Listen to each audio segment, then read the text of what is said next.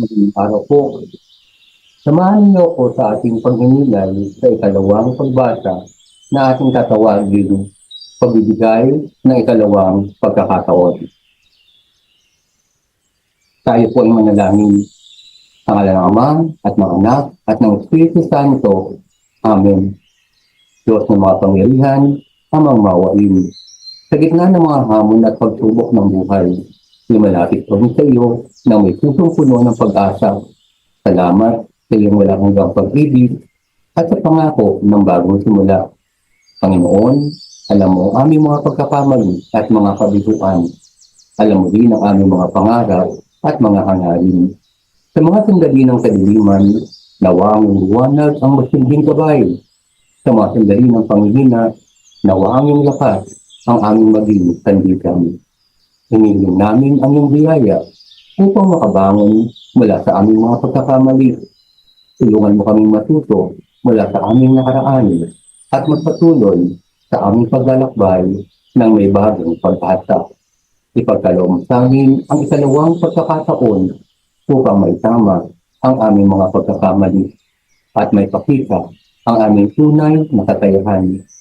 Panginoon, turuan mo kaming magtiwala sa iyong plano at maging bukas sa mga pagkakataon na iyong binibigay.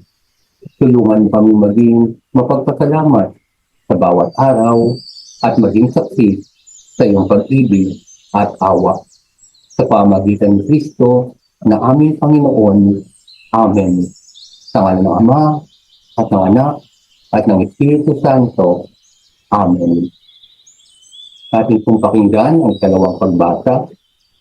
Pagbasa mula sa aklat ng pahayag. Ako'y si Juan, ang inyong kapatid, na kasama ninyo sa paghihirap, paghahari, at pagtitiis. Dahil sa pakikipag-isa kay Kristo, itinapon ako sa pulo ng Patmos sapagkat pinangaral ko ang salita ng Diyos at ang katotohanan inihayag ni Jesus. Nooy araw ng Panginoon, pinagsihan ako ng Espiritu at narinig ko mula sa aking likuran ang isang malakas na tinig na parang tunog ng trompeta.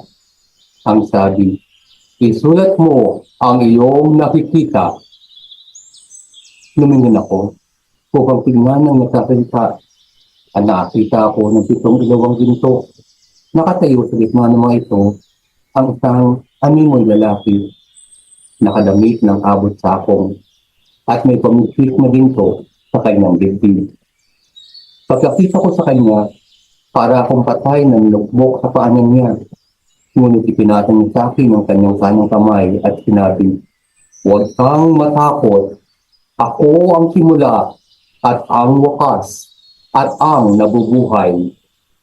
Namatay ako, ngunit masdan mo, ako'y buhay ngayon at mananatiling buhay, magpa kailanman.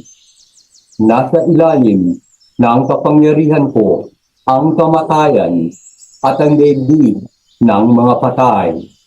Kaya isulat mo ang iyong nakikita, ang nangyayari ngayon at ang mangyayari pa.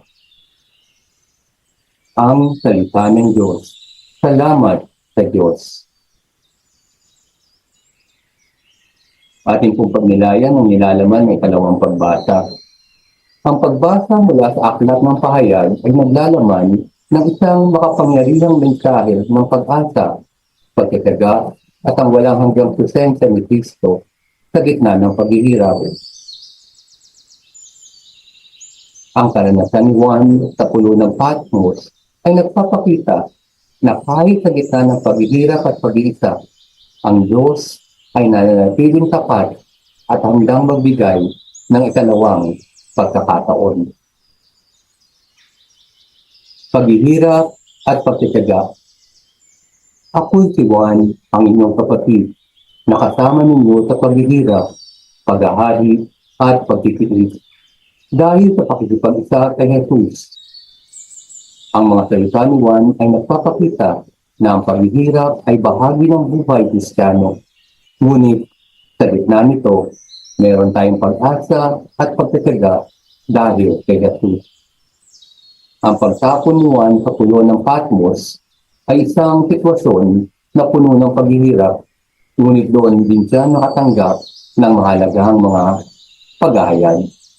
Ito ang nagpapakita na ang Diyos ay maaaring gumamit ng mga mahirap na sitwasyon upang magbigay ng bagong simula.